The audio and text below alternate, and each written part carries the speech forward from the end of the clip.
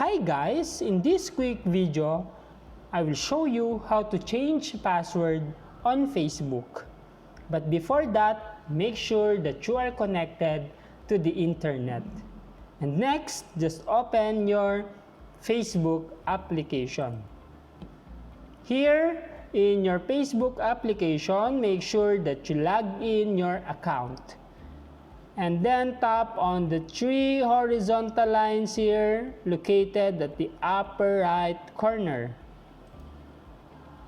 And then this gear icon, just tap this for the settings and privacy.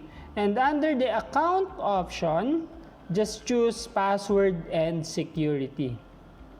And then scroll down, go to login option, then choose change password here. Then you will ask to enter or type your current password.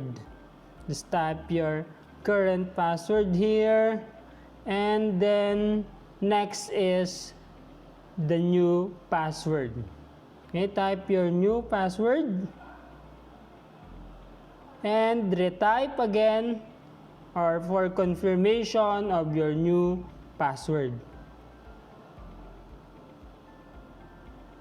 Next is you need to tap this update password so that it will change your password. Okay, that's it guys.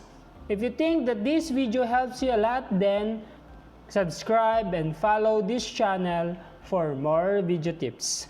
Thank you guys.